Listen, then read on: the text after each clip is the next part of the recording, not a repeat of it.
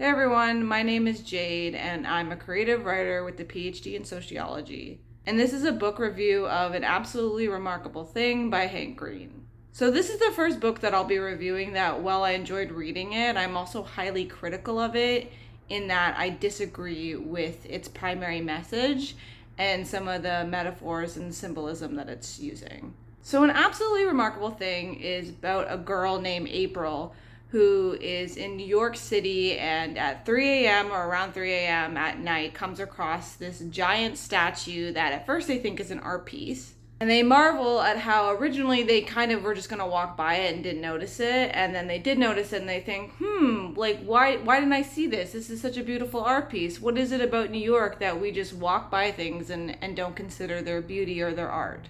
And so then she calls her friend Andy, who has a YouTube channel, and asks him to come meet her at 3 a.m. in the morning and basically film her with this statue, who she calls Carl.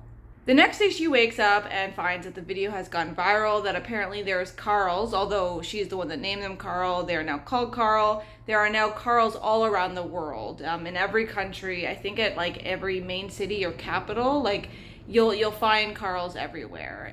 They're now a global phenomenon, and because she was the first person to basically get the scoop, the video is the first video that everyone's like turning to and like looking at for information or whatever. As a result, April skyrocketed into fame.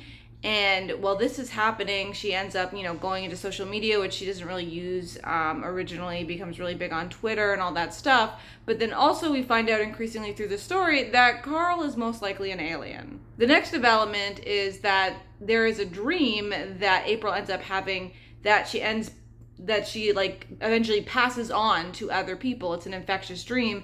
And then everyone in the world is having this dream where they eventually also realize that in this dream you have to figure out a puzzle. And each puzzle you figure out in the dream opens the next into a next step into another dream or another sequence in the dream that then falls into another sequence. And I forget the exact number, but there's around 4,000 or 400 sequences. As April skyrockets to popularity and we learn more about these dreams, there is a counter narrative to April, in which April is saying, the Carls are here because they want to test humanity, because they want to see the good in humanity. And then the counter narrative is that actually, no, the aliens are aliens who want to come kill us. And these folks are called the Defenders, and they're become very aggressive and they're very anti-Carl. The plot of the book is driven both by the tension between April and her followers and the Defenders, as well as the increasing knowledge about the aliens, and also April's descent into fame and how she becomes increasingly obsessed with, she becomes addicted to fame is her phrasing of it. She uses, I'm addicted to fame, I want praise and attention, and how that then gets conflated with the fact that she's now the representative of basically our first encounter in this narrative with aliens from outer space. Now, I enjoyed the story because it was interesting, right? It's an interesting story, the Carls, it's fascinating. There's a lot to work with when you're talking about aliens and also using it as a metaphor for fame. The character development is fantastic. The story development, the plot development is really good. And I also listened to the audiobook, so the narration was fantastic. I really enjoyed the book on an entertainment level. The issue I take with the book is the message. It is more or less a thinly veiled metaphor for post-Trump America. The Defenders are the alt-right, the April cloud is basically everybody else, but more or less liberals. And the growing tension between these two groups is critiqued as being the effect of echo chambers, of people not listening to the other side, of refusing to see each other's humanities, and ignoring the fact that at the end of the day, we're all human.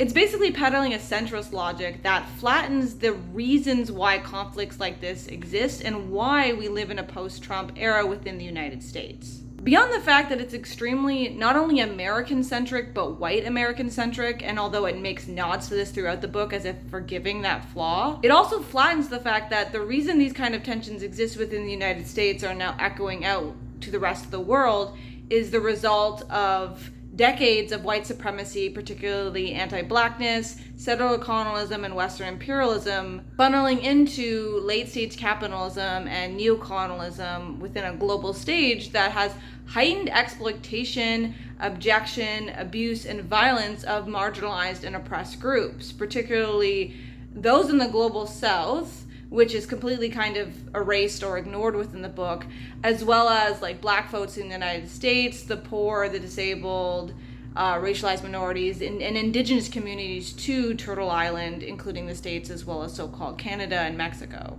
By adopting a centralist argument being like, oh, we're all humans and the aliens are testing us, if we just look past these differences, we can see each other, the author's ignoring the fact that these tensions exist as a result of like systemic violence and historical embedded harm that doesn't make the playing field equal. By pretending that April and her followers, who, by the way, don't really represent the rest of humanity, but just represent white liberals in the States, which itself is a part of white supremacy, is on an equal playing field as the defenders and I can't remember the guy's name in the book, but they have like a leader that is leading the defenders who represent the alt-right. The author is pretending like, oh, the human condition is just one in which people need to see eye to eye, and not the fact that the human condition, whatever you want to call that, is funneled through centuries of harm and violence, and that for people to come together, they must ultimately recognize that we live in a hierarchy in which certain people's humanity is dependent on the objection and dehumanization of others. All of this is flattened in this novel due to the author's Eurocentric mindset and simplified thinking, which ironically is something that they also critique pretty avidly within the book. So while I ultimately enjoyed reading this book and following the story of April May, who I actually do think her story arc really does provide a thoughtful critique of fame, which I enjoyed, I disagree with its centralist message and the fact that the author is using trite thinking and metaphors to flatten very complex realities that pertain to our current world and that aren't just about the United States, but echo out to the rest of the world, which by using aliens to like have this conversation, the author is really just like ignoring all of that and simplifying it and catering to a white American gaze in a way that I think is quite dangerous, and that takes away from what the novel could have been and its critical potential.